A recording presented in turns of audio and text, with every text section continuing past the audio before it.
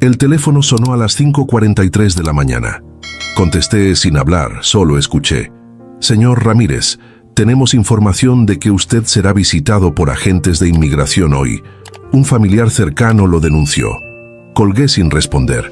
Sentí que las arrugas de mi rostro se hacían más profundas mientras una lágrima solitaria bajaba por mi mejilla. 68 años construyendo una vida y mi propio hijo intentaba destruirla.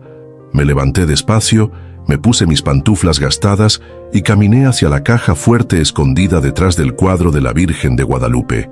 Ahí estaba, mi tarjeta verde, brillante y legítima desde hace 15 años. Mi nombre es Joaquín Ramírez Vega. Llegué a los Estados Unidos en 1987 con nada más que una mochila vieja y 3,000 pesos mexicanos en la bolsa. Crucé como tantos otros, con el corazón lleno de miedo y los pies destrozados por el desierto. Pero esa es una historia para otro día. Lo importante es que, a diferencia de muchos, yo sí logré regularizar mi situación. Trabajé 20 años limpiando oficinas en Los Ángeles, ahorrando cada centavo. Compré propiedades en Jalisco y Michoacán. Invertí en negocios pequeños que crecieron. Y cuando por fin obtuve mi residencia permanente, sentí que podía respirar por primera vez en décadas. Nunca le dije a nadie sobre mi green card, ni siquiera a mi esposa Consuelo, que falleció hace 7 años sin saberlo. Era mi seguro, mi carta bajo la manga en un país donde ser mexicano significa siempre estar preparado para lo peor. Mientras me servía un café negro y espeso, recordé cuando Ricardo, mi hijo mayor, tenía 10 años. Lo llevé a pescar al lago Michigan. Sus ojos brillaban cuando atrapó su primera mojarra. Mira, apá, lo hice yo solo. Me abrazó con fuerza ese día. Ahora tiene 42 años. Un negocio de bienes raíces y una casa en Naperville que pagué yo en un 60%. Y acaba de intentar que me deporten. El conflicto empezó hace 3 meses, cuando anuncié que iba a vender 2 terrenos en Puerto Vallarta. Son propiedades que compré por casi nada en los 90 y ahora valen una fortuna. Ricardo y mi otro hijo, Gabriel, asumieron que esos terrenos serían su herencia. Nunca prometí tal cosa. Lo que sí les dije, desde que eran niños, es que tendrían que ganarse su propio camino. Les pagué universidades privadas, les di capital para sus primeros negocios, pero nunca quise criarlos como niños mimados. Quizás fallé. Quizás los malcrié de todas formas. ¿Vas a vender los terrenos para qué, papá? Para irte de crucero con la tía Lupe, me dijo Ricardo en la cena familiar del mes pasado, con ese tono burlón que usa cuando quiere humillarme frente a sus hijos. A tu edad, ya deberías estar pensando en dejarnos las cosas en orden, no en gastarte lo que nos corresponde. No respondí ese día. Me limité a cortar mi carne y masticar despacio. Mi nuera Stephanie, gringa de Connecticut que apenas habla español, me miró con lástima. Mis nietos siguieron con sus celulares, ajenos a todo. Gabriel fingió no escuchar mientras le explicaba algo a su esposa. El silencio pesaba como plomo. Lo que Ricardo no sabe es que voy a vender esos terrenos para abrir una fundación. Quiero crear becas para jóvenes de mi pueblo en Jalisco que quieran estudiar medicina o ingeniería. Quiero construir una biblioteca comunitaria con el nombre de Consuelo. Quiero devolver algo de lo mucho que la vida me ha dado, pero él solo puede ver billetes verdes desapareciendo de sus manos. El timbre sonó a las 8:15. 2 agentes de ICE estaban en mi puerta, un hombre alto y blanco y una mujer latina que evitaba mirarme a los ojos. «¿Señor Joaquín Ramírez Vega?», preguntó el hombre. «Sí, soy yo», respondí con calma, la voz firme a pesar del nudo en mi garganta. «Tenemos información de que usted podría estar en situación irregular en este país. ¿Tiene documentos que acrediten su estatus migratorio?». Recordé cuando Ricardo se graduó de la universidad. Yo estaba en la última fila, con mi traje nuevo y mis zapatos brillantes. Aplaudí hasta que me dolieron las manos cuando recibió su diploma.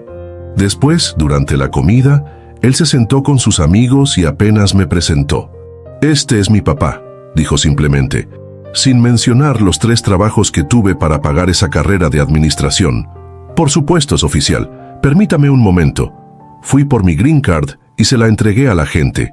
La examinó con cuidado, pasándola por una máquina portátil que llevaba consigo.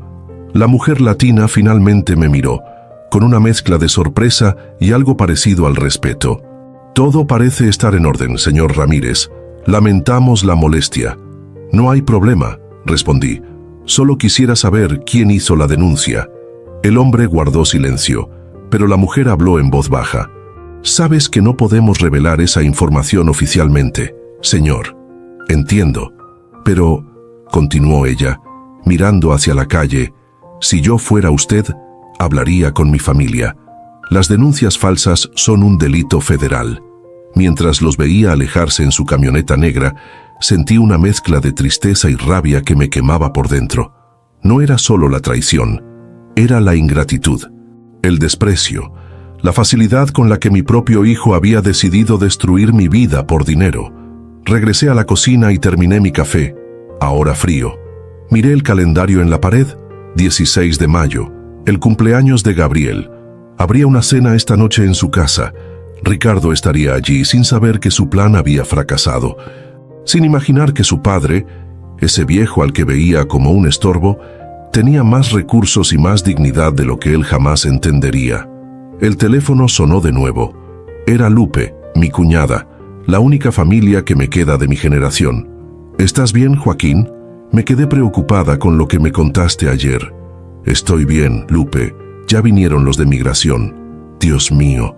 Ay, ¿qué pasó? Nada. Les mostré mi green card y se fueron. El silencio al otro lado de la línea duró varios segundos. ¿Tenías green card? ¿Desde cuándo? ¿Por qué nunca dijiste nada? Desde hace 15 años, Lupe. Y no dije nada porque en este país, ser mexicano significa nunca mostrar todas tus cartas.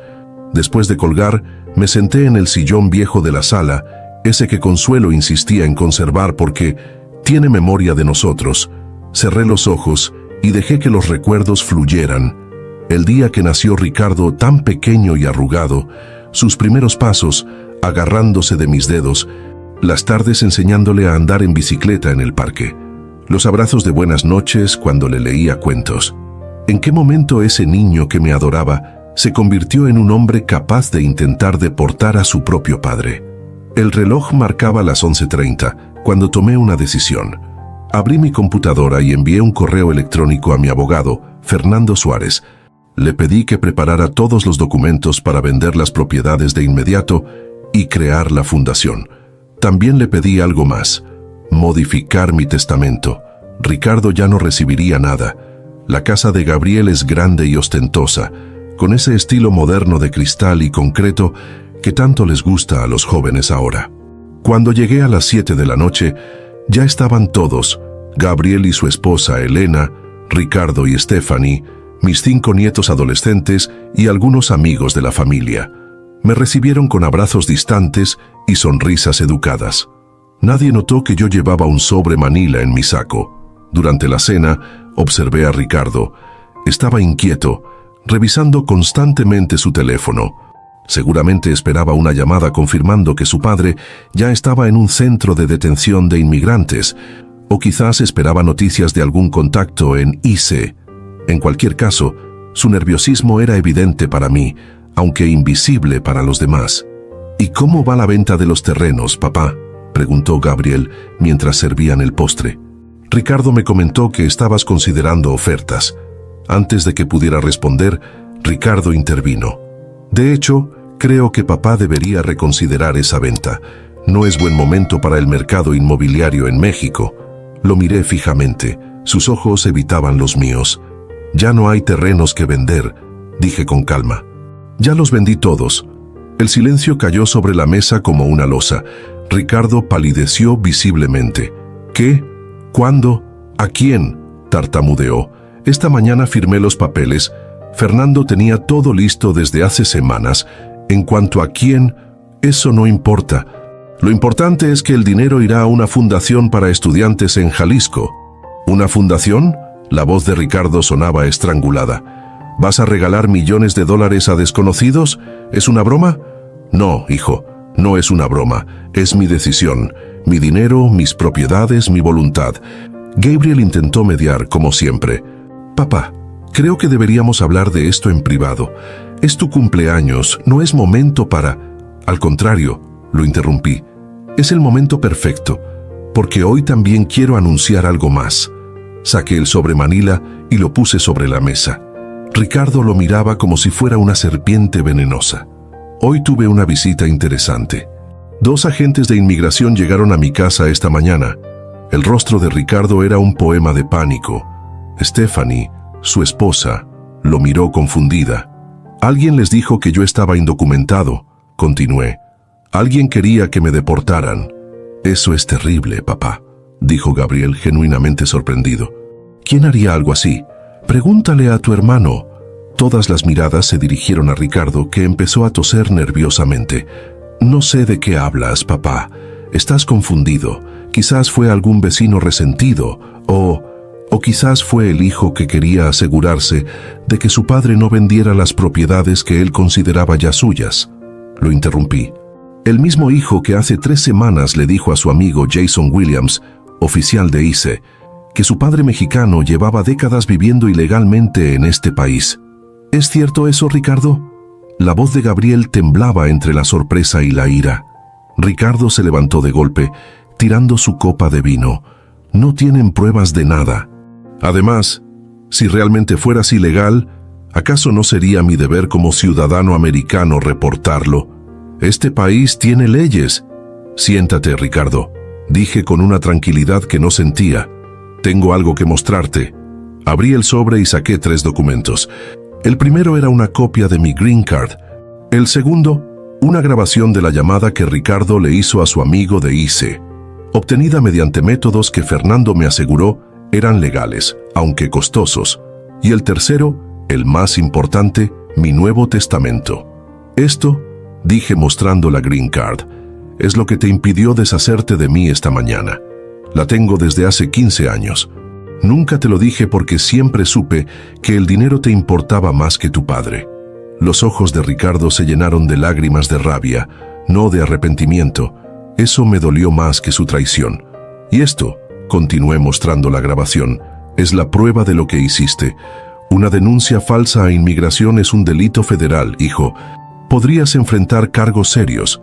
No te atreverías, murmuró.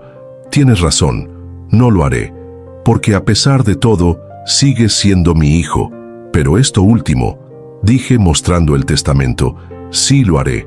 A partir de hoy, quedas desheredado. No recibirás ni un centavo más de mí. La casa donde vives, que sigue a mi nombre, deberás comprarla o desalojarla en 90 días. El caos se desató en la mesa. Stephanie empezó a llorar. Los nietos se retiraron incómodos. Gabriel intentaba calmar los ánimos mientras su esposa llevaba a los invitados a otra habitación. Ricardo, rojo de ira, gritaba que yo no podía hacerle esto, que era injusto, que él tenía derechos. ¿Derechos?, pregunté con una calma que venía de lo más profundo de mi ser. ¿Qué derechos tiene un hijo que intenta deportar a su padre? ¿Qué derechos tiene un hombre que traiciona la sangre que le dio vida? Me levanté despacio, como lo hace un viejo que ha vivido lo suficiente para no tener prisa. Miré a mi alrededor, a esta familia rota, a estos hijos que crié con tanto sacrificio y tan poco acierto. Sentí una profunda tristeza, pero también una extraña liberación. En mi pueblo hay un dicho, dije, mientras me dirigía hacia la puerta. El respeto se hereda, pero también se pierde. Y cuando se pierde, hijo, es como la virginidad. No vuelve jamás. Salí a la noche fresca de Chicago, una ciudad que nunca fue realmente mi hogar, pero que me dio refugio durante décadas. Caminé despacio hacia mi auto, un viejo Buick que mantengo impecable. La luna brillaba en el cielo como un peso de plata, iluminando mi camino con esa luz fría y distante que parece venir de otro mundo. Detrás de mí, escuché pasos apresurados. Era Gabriel. «Papá, espera», dijo casi sin aliento. «No puedes irte así. Ya tomé mi decisión, hijo. No es por eso. Es que lo que hizo Ricardo es imperdonable. Pero no quiero que te vayas pensando que todos somos iguales. Yo nunca...» Lo miré a los ojos, esos ojos tan parecidos a los de su madre. A diferencia de Ricardo, Gabriel siempre fue más sensible, más parecido a Consuelo en espíritu. «Lo sé, hijo. Por eso tú sigues en mi testamento. Pero necesito tiempo. Necesito pensar qué hice mal para que mi propio hijo me viera como un obstáculo que eliminar. Gabriel me abrazó entonces, un abrazo fuerte y sincero, como no me daba desde que era niño. Sentí sus lágrimas mojar mi hombro. «Te quiero, apá», murmuró con la voz quebrada. «Y yo a ti, mijo». Mientras conducía de regreso a casa, pensaba en todos los sacrificios que hice por mis hijos. Los años trabajando 18 horas diarias, los cumpleaños que me perdí por estar en 2 o 3 chambas, las manos agrietadas por el cloro y los productos de limpieza. Todo para que nunca les faltara nada, para que tuvieran las oportunidades que yo nunca tuve. Pero quizás me equivoqué. Quizás darles todo material sin exigirles nada espiritual fue un error. Quizás debí enseñarles más sobre el valor del trabajo duro, sobre la dignidad, sobre el respeto. O quizás simplemente así es la vida. Criamos hijos para un mundo que no entendemos, y ellos crecen para convertirse en personas que no reconocemos. Cuando llegué a casa, lo primero que hice fue llamar a Fernando. Le pedí que detuviera todo. No presentaríamos cargos contra Ricardo. No lo desalojaría de su casa. No lo eliminaría completamente del testamento. Su traición me dolía como un puñal en el pecho, pero seguía siendo mi hijo, y yo seguía siendo su padre, para bien o para mal. Luego llamé a Lupe.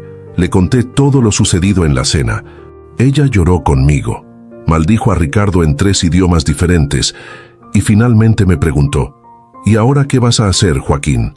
Miré por la ventana hacia la calle tranquila donde he vivido los últimos 30 años.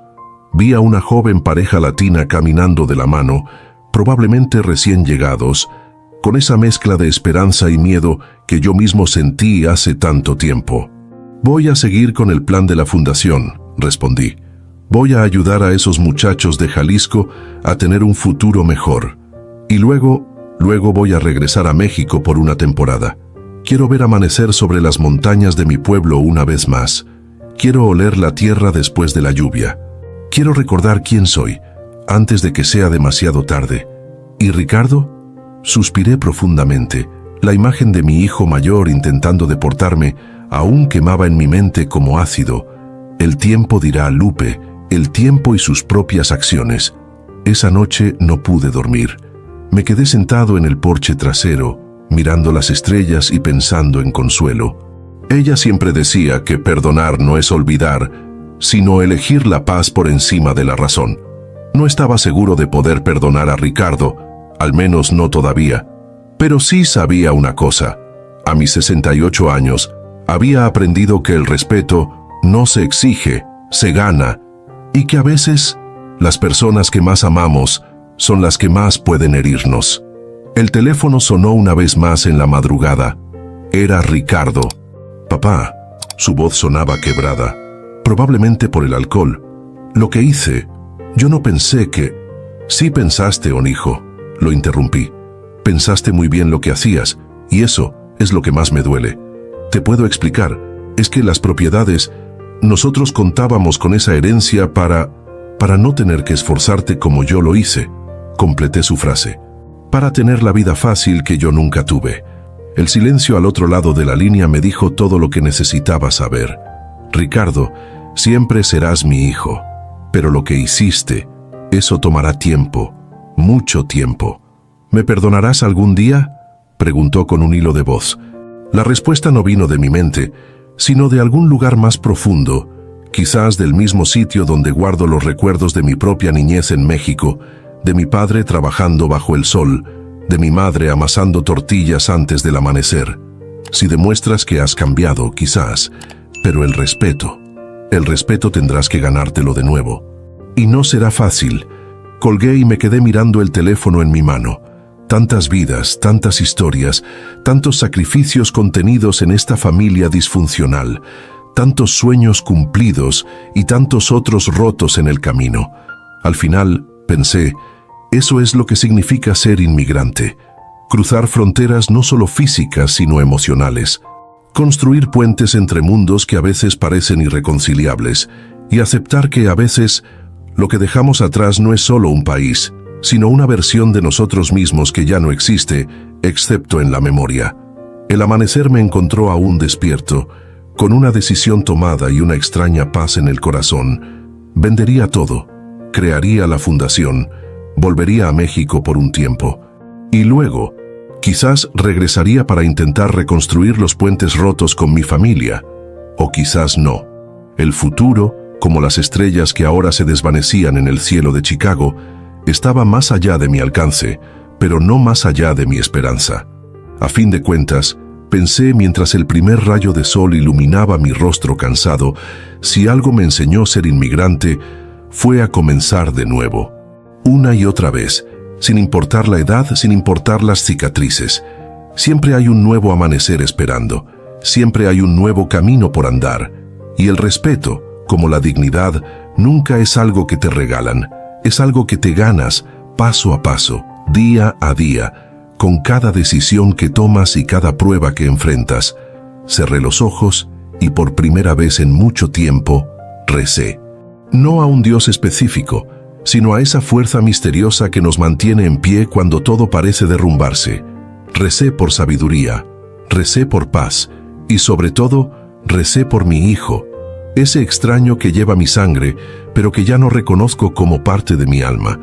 El respeto se gana y se pierde, y cuando se pierde, recuperarlo es el trabajo de toda una vida. Pero yo ya había cruzado desiertos antes, ya había reconstruido mi vida desde cero, ya había enfrentado el desprecio y la adversidad. Esta vez no sería diferente.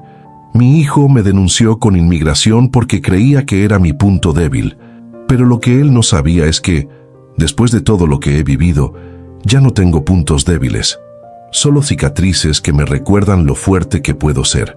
3 semanas después de aquella cena desastrosa, me encontraba sentado en la oficina de Fernando, mi abogado y amigo de más de 2 décadas. Sobre su escritorio, una carpeta azul contenía todos los documentos para la creación de la Fundación Consuelo Vega de Ramírez. Firmé el último papel con una mezcla de satisfacción y melancolía. «Está hecho, Joaquín», dijo Fernando mientras guardaba los documentos. «En un mes estará operativa. ¿Sigues seguro de querer nombrar a Gabriel como parte del consejo directivo?» Asentí lentamente. Es mi forma de mostrarle que confío en él. Además, necesito a alguien de la familia que continúe esto cuando yo no esté. Fernando me miró por encima de sus lentes. «¿Y Ricardo?» El simple nombre de mi hijo mayor me provocó un dolor físico en el pecho. Ricardo necesita tiempo para reflexionar y yo necesito tiempo para perdonar. Salí de la oficina y caminé unas cuadras hasta un pequeño café mexicano en Pilsen. Necesitaba el sabor de un buen café de olla, algo que me recordara mis raíces. Mientras esperaba mi orden, revisé mi teléfono. 3 llamadas perdidas de Ricardo y un mensaje. «Papá, necesitamos hablar. Es importante». No contesté.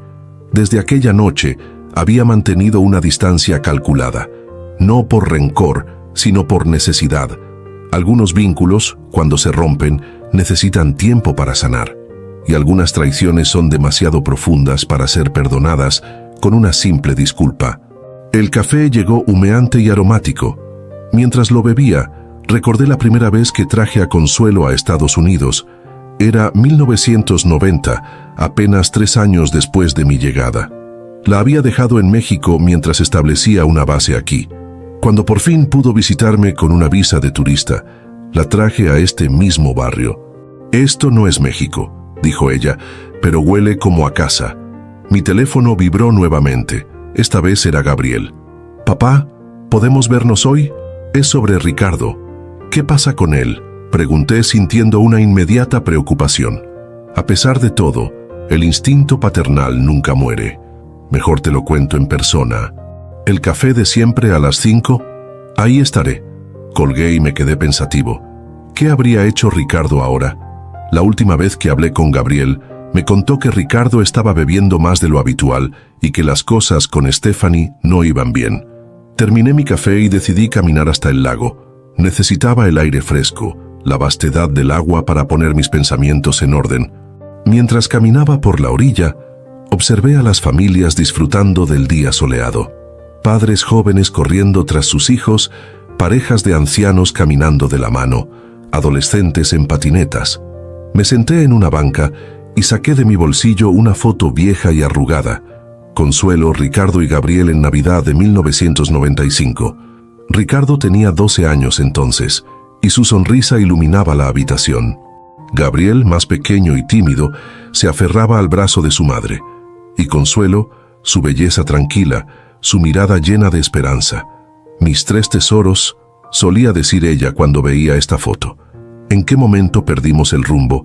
¿Cuándo el amor se transformó en ambición y el respeto en resentimiento? Quizás fue gradual, tan lento, que no lo notamos hasta que fue demasiado tarde. Como esas grietas que aparecen en las paredes de las casas viejas, primero casi invisibles, luego imposibles de ignorar. A las 5 en punto entré al café donde había quedado con Gabriel.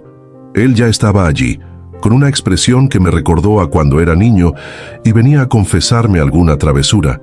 Me senté frente a él y pedí un café americano. «¿Qué pasa con Ricardo, hijo? Me tienes preocupado». Gabriel suspiró profundamente. «Stephanie lo dejó, papá. Se llevó a los niños a Connecticut con sus padres». Sentí como si me hubieran dado un puñetazo en el estómago. «¿Por qué?» «Dice que no reconoce al hombre con quien se casó, que desde lo que pasó contigo, Ricardo está irreconocible. Bebe demasiado, se ha vuelto agresivo verbalmente. ¿La ha lastimado?», pregunté temiendo la respuesta. «No, físicamente no. Pero le gritó frente a los niños. Le dijo cosas horribles. La culpó por apoyarte a ti en vez de a él». Cerré los ojos un momento. Ricardo siempre tuvo ese temperamento explosivo, esa incapacidad para aceptar sus errores. Era tan parecido a mí en mi juventud que a veces me asustaba. ¿Y ahora? ¿Dónde está él? «Ese es el otro problema», dijo Gabriel, bajando la voz. «Perdió el trabajo. La inmobiliaria lo dejó ir porque llegó borracho a una reunión con clientes importantes». «Dios mío», murmuré. «¿Cuándo pasó todo esto?» «Lo de Stephanie, hace una semana. Lo del trabajo, apenas ayer». Me quedé en silencio, procesando la información. Mi hijo se estaba autodestruyendo, y una parte de mí sentía que era mi culpa, no por haberlo desheredado, sino por no haberle enseñado a enfrentar las consecuencias de sus actos con dignidad. «¿Qué quieres que haga, Gabriel? Ya intenté hablar con él varias veces». «No escucha». Gabriel me miró directo a los ojos. «Viene para acá, papá. Le dije que estarías aquí, necesita tu ayuda, aunque sea demasiado orgulloso para pedirla». Antes de que pudiera responder, la puerta del café se abrió y entró Ricardo. Nunca lo había visto así, desaliñado, con barba de varios días, ojos enrojecidos. Se detuvo un momento al verme, como si dudara, y luego avanzó hacia nuestra mesa. Se sentó sin saludar. Los tres nos quedamos en silencio hasta que la mesera vino a tomar su orden. «Un café negro», dijo con voz ronca, «y un shot de tequila si tienen». «Solo café», corrigió Gabriel. La mesera asintió y se marchó. Miré a mi hijo mayor, este extraño en el que se había convertido. Recordé cuando nació, tan pequeño que cabía en mis dos manos juntas. Cómo prometí protegerlo siempre, darle una vida mejor que la mía. «Ricardo», dije finalmente, «tu hermano me contó lo que está pasando». Él soltó una risa amarga. «¿Qué te contó exactamente? ¿Que mi vida se está desmoronando? ¿Que mi esposa me dejó?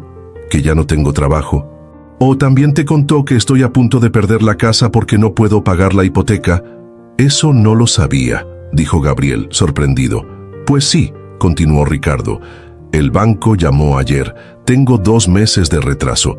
Si no me pongo al día, iniciarán el proceso de ejecución hipotecaria». Su café llegó. Lo bebió de un trago, como si fuera un shot, sin importarle que estuviera hirviendo. «¿Y qué quieres de mí, Ricardo?», pregunté con calma. «¿Dinero?». Sus ojos se llenaron de lágrimas de rabia. «¿Eso crees? ¿Que vengo por tu maldito dinero? ¿Después de todo lo que ha pasado? Entonces, ¿qué, hijo? Porque sinceramente no lo sé». Ricardo se quebró entonces. Vi como toda su fachada de dureza se desmoronaba. Empezó a llorar como no lo había visto desde que era niño. Gabriel puso una mano en su hombro, incómodo pero solidario. «Lo arruiné todo, papá», dijo entre sollozos. «Todo. Mi matrimonio, mi carrera, mi relación contigo. Y lo peor es que sé que fue mi culpa, mi maldita ambición, mi estupidez. Lo observé en silencio. Parte de mí quería abrazarlo, consolarlo como cuando era pequeño y se raspaba las rodillas. Otra parte me recordaba su traición, lo fácil que había sido para él intentar destruir mi vida. ¿Por qué lo hiciste, Ricardo? ¿Por qué me denunciaste a inmigración? Necesito entenderlo. Él se secó las lágrimas con la manga de su camisa arrugada. Porque soy un idiota, papá. Porque cuando dijiste que venderías las propiedades, entré en pánico. Tengo deudas, muchas deudas. Juego, papá. Apuesto en línea. Llevo años ocultándoselo a Stephanie.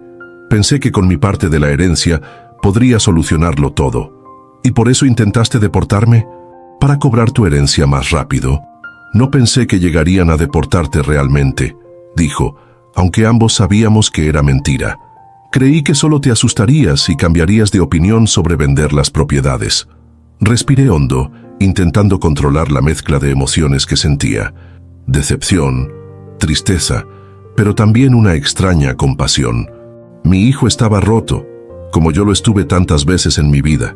¿Qué quieres que haga, Ricardo? Dime exactamente qué esperas de mí en este momento. Él me miró con ojos suplicantes. Quiero otra oportunidad, papá. No te pido dinero, te pido tiempo. Tiempo para demostrarte que puedo cambiar, que puedo ser el hijo que mereces. Guardé silencio un momento, pensando. Las decisiones que tomamos en momentos como este definen quiénes somos realmente. Y yo siempre me había definido no por mis éxitos, sino por mi capacidad para perdonar, para tender puentes donde otros construían muros. Voy a regresar a México por un tiempo, dije finalmente. Un mes, quizás 2. La fundación está casi lista y quiero supervisar el inicio de los proyectos allá. Cuando regrese hablaremos. Mientras tanto, puedes quedarte en mi casa. Te dará tiempo para poner orden en tu vida. La sorpresa en su rostro era evidente. No esperaba esto. ¿Lo dices en serio? Sí, pero con condiciones. Buscarás ayuda profesional para tu problema con el juego. Intentarás arreglar las cosas con Stephanie, al menos por tus hijos. Y le pedirás trabajo a tu hermano mientras encuentras algo por tu cuenta. Gabriel asintió, indicando que estaba de acuerdo en contratarlo temporalmente. Ricardo parecía no saber qué decir. Finalmente, extendió su mano hacia mí. Gracias, papá. Te juro que no te defraudaré esta vez. No tomé su mano. En lugar de eso, me levanté y rodeé la mesa para abrazarlo. Porque al final, más allá del respeto perdido y las heridas causadas, seguía siendo mi hijo, y yo seguía siendo su padre, el hombre que cruzó fronteras y sobrevivió al desierto para darle una vida mejor. Mientras lo abrazaba, sentí que algo se liberaba dentro de mí. No era perdón completo, aún no. Era el inicio de algo nuevo, una oportunidad más. Como las segundas oportunidades que la vida me había dado a mí tantas veces, el respeto, susurré en su oído, tendrás que ganártelo de nuevo, día a día, decisión a decisión. No será fácil, pero es posible. Cuando nos separamos, vi en sus ojos algo que hacía mucho no veía: humildad. Y quizás, solo quizás, el principio de la sabiduría que viene después de caer hasta el fondo. Al salir del café, miré al cielo de Chicago. Las primeras estrellas aparecían en el firmamento. Pensé en Consuelo, en lo que ella habría hecho en mi lugar. O el amor verdadero, solía decir, no es amar a alguien porque es perfecto, sino a pesar de que no lo es.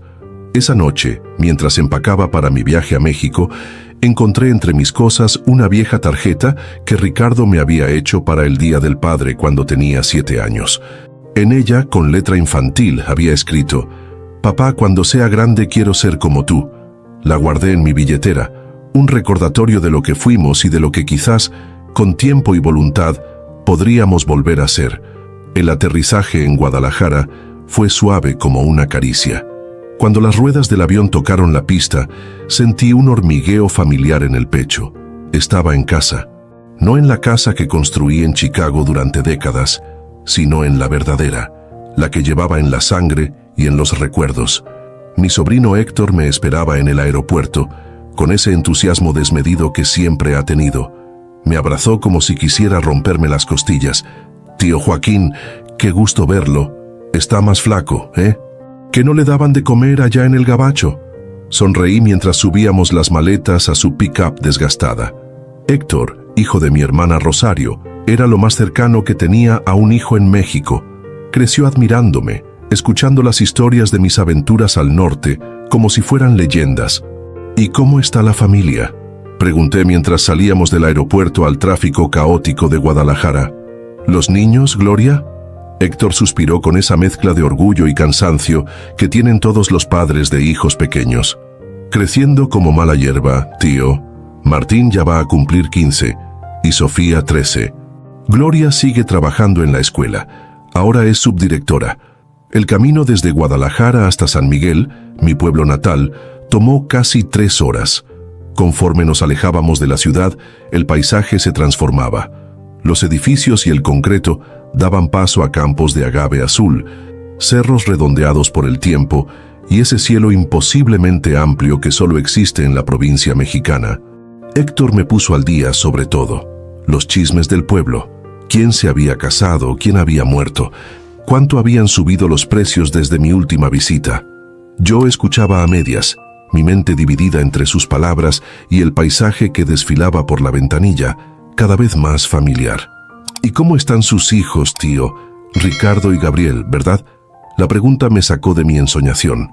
No le había contado a nadie de la familia en México sobre lo sucedido con Ricardo. Están bien, mentí. Gabriel vendrá en unas semanas con su esposa e hijos. Quiere conocer el pueblo, ver dónde estará la fundación. ¿Y el mayor, Ricardo?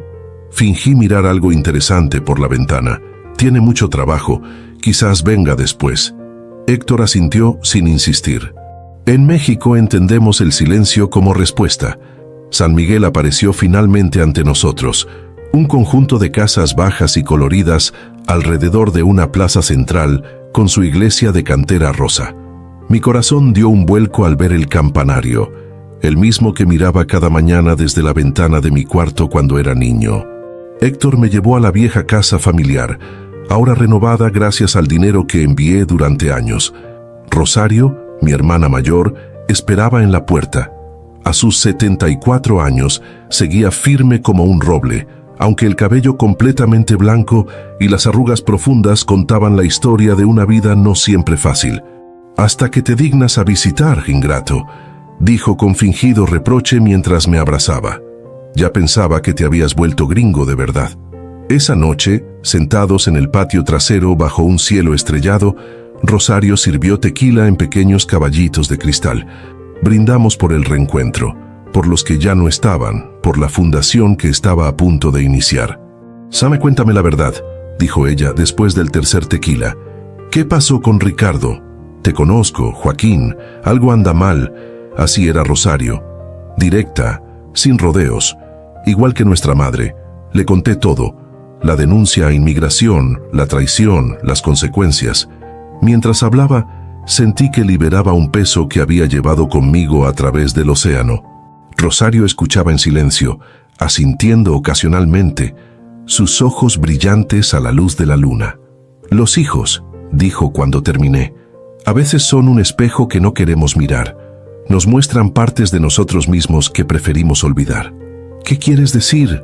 Rosario rellenó nuestros caballitos. «¿Ya no te acuerdas cómo eras tú a su edad? Ambicioso, testarudo, capaz de cualquier cosa por salir adelante». «Yo nunca habría traicionado a papá», protesté. «No, pero te fuiste cuando más te necesitábamos, cuando mamá enfermó». Sus palabras me golpearon como una bofetada. Era cierto. Me había ido a Estados Unidos 2 meses antes de que a mamá le diagnosticaran cáncer. Y aunque envié dinero para sus tratamientos, no regresé hasta su funeral 5 años después. «Era diferente», murmuré. «Siempre es diferente cuando se trata de nosotros mismos», respondió ella con una sonrisa triste. «Mira, Joaquín, no estoy diciendo que lo que hizo Ricardo esté bien. Fue una traición horrible. Pero quizás, solo quizás, hay algo de ti en él. Esa determinación que cruza líneas cuando es necesario». Me quedé pensativo. Era posible que Ricardo hubiera heredado no solo mis rasgos físicos, sino también mis defectos más profundos. Esa capacidad para justificar acciones cuestionables en nombre del progreso, del futuro, de la familia. ¿Qué debo hacer, Rosario?, pregunté, sintiéndome de pronto como cuando éramos niños y ella, 4 años mayor, tenía todas las respuestas.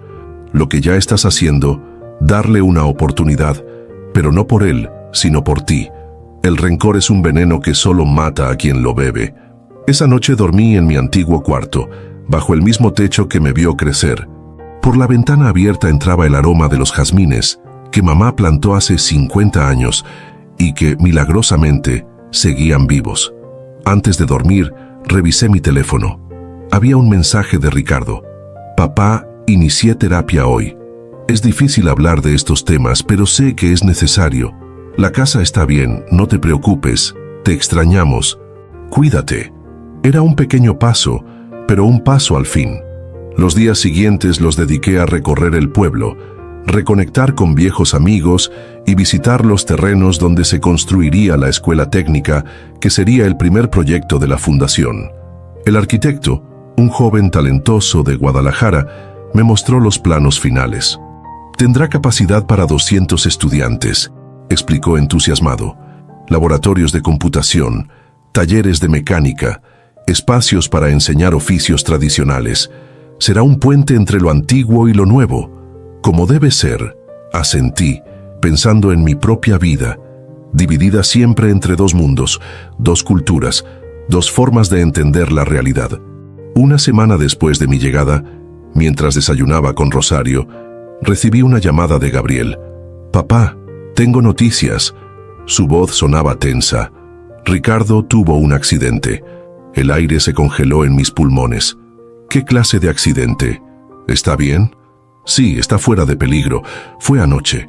Había bebido, aunque me juró que solo fueron 2 cervezas.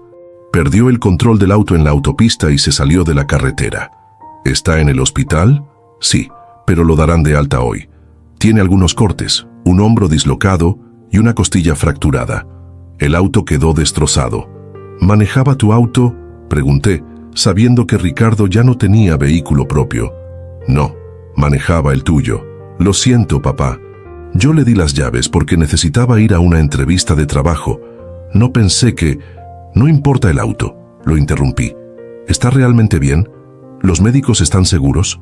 «Sí, físicamente estará bien en unas semanas. Mentalmente, eso es otra historia».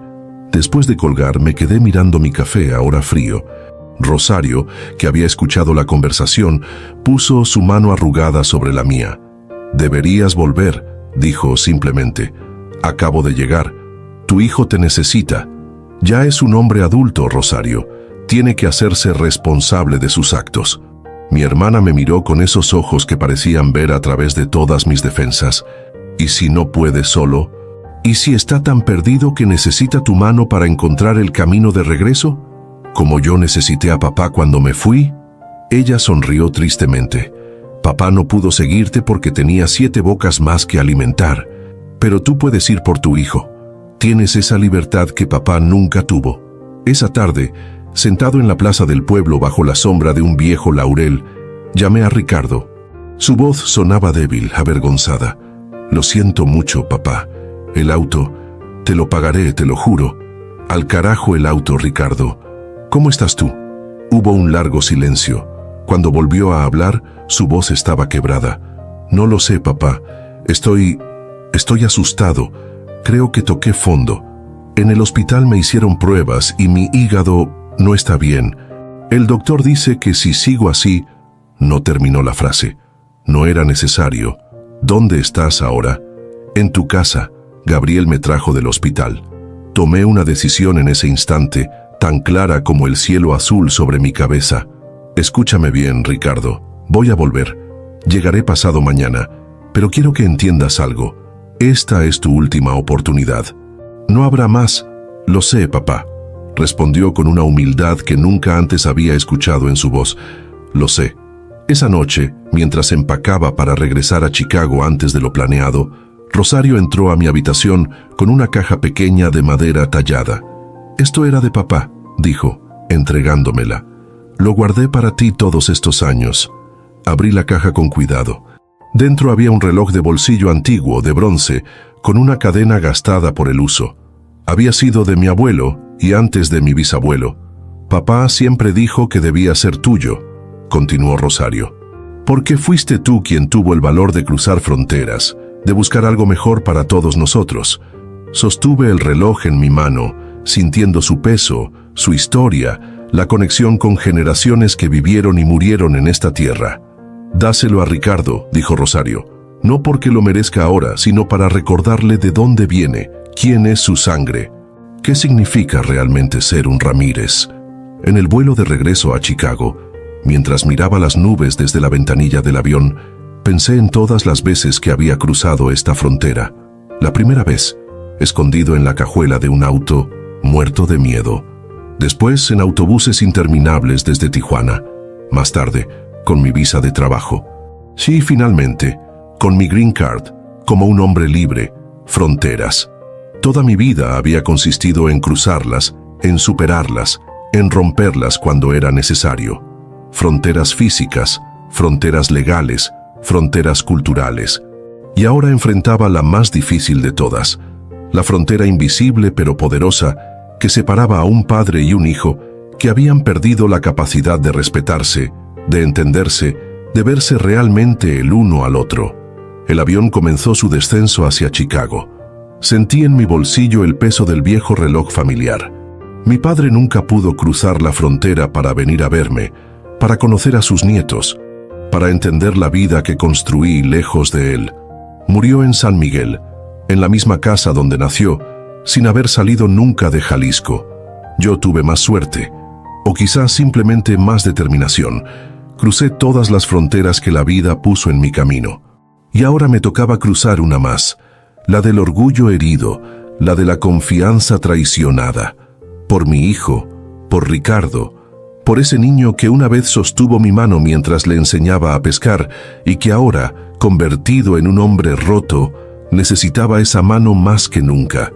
El avión tocó tierra en Chicago. Estaba listo para el reencuentro, para el perdón, para el difícil camino que teníamos por delante. Porque si algo había aprendido en mis 68 años, era que las segundas oportunidades no se otorgan, se ganan, y que el respeto, como los puentes, debe construirse desde ambos lados. Mi hijo me denunció a inmigración sin saber que yo tenía una green card, y entonces yo decidí ser el padre que él necesitaba, no el que merecía. Porque a veces el amor verdadero consiste precisamente en eso, en dar lo que el otro necesita, incluso cuando no lo merece. Especialmente cuando no lo merece.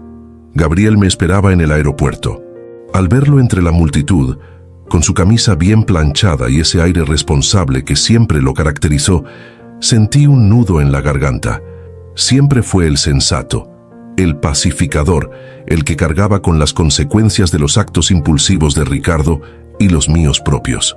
¿Cómo está? Fue lo primero que pregunté mientras caminábamos hacia el estacionamiento. Físicamente, mejor. El hombro le duele, pero los cortes ya están sanando.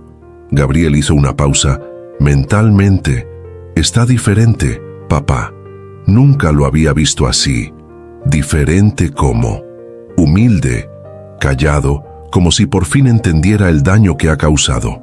En el auto, Gabriel me contó más detalles sobre el accidente. Ricardo había ido a una entrevista de trabajo en una inmobiliaria pequeña. Le fue bien, pero en lugar de volver a casa, fue a un bar a celebrar. Bebió más de lo que admitió. En la autopista, un camión cambió de carril sin señalizar y Ricardo, con reflejos disminuidos, giró bruscamente, perdió el control y se salió hacia la cuneta. El policía que llegó primero dijo que tuvo suerte, continuó Gabriel. Si hubiera girado hacia el otro lado, habría chocado de frente con un camión cisterna.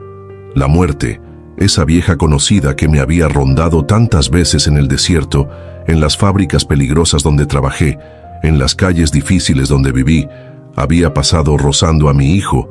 ¿Ha hablado con Stephanie?, pregunté. Sí, ella vino al hospital cuando se enteró. Trajo a los niños. Fue intenso. Ricardo lloró cuando los vio. Eso sí me sorprendió. Ricardo siempre fue como yo, orgulloso, incapaz de mostrar vulnerabilidad, especialmente ante sus hijos. ¿Y ella? ¿Qué dijo? Gabriel suspiró. Que está preocupada por él. que los niños lo extrañan, pero también dejó claro que no volverá hasta que él demuestre un cambio real. No solo promesas, sino acciones. Es justa, asentí. Como tú, dijo Gabriel con una pequeña sonrisa. A veces olvido cuánto te pareces a Stephanie en ese sentido. Los dos ven a través de las palabras bonitas de Ricardo. Cuando llegamos a mi casa, sentí una extraña aprensión, como si fuera a entrar a un lugar desconocido, aunque había vivido allí por décadas. Ricardo estaba en la cocina, intentando preparar algo con una sola mano, el otro brazo en cabestrillo. «Déjame ayudarte», dije desde la puerta. Se volvió, sobresaltado. Su rostro mostraba los efectos del accidente, un corte ya casi cerrado en la mejilla, un moretón amarillento cerca del ojo izquierdo. Pero lo que más me impactó fue su expresión. La arrogancia habitual había desaparecido, reemplazada por algo que no supe identificar inmediatamente. «Papá», dijo simplemente, «no te esperaba tan pronto. Tu hermano me contó lo del accidente». Ricardo bajó la mirada. «Lo siento. Tu auto». «Ya hablamos de eso. El auto no importa». Me acerqué a la estufa. «¿Qué estás cocinando?» «Quería preparar algo para cuando llegaras. Como hacía mamá cuando volvías tarde del trabajo». La mención de Consuelo me tomó por sorpresa. Hacía años que Ricardo no hablaba de ella, como si quisiera borrar todo lo que no encajaba con su imagen de ejecutivo exitoso. «Huevos rancheros», observé, mirando los ingredientes. «A su especialidad. Eran tus favoritos». Nos quedamos en silencio un momento, la incomodidad flotando entre nosotros como niebla. Finalmente, Gabriel rompió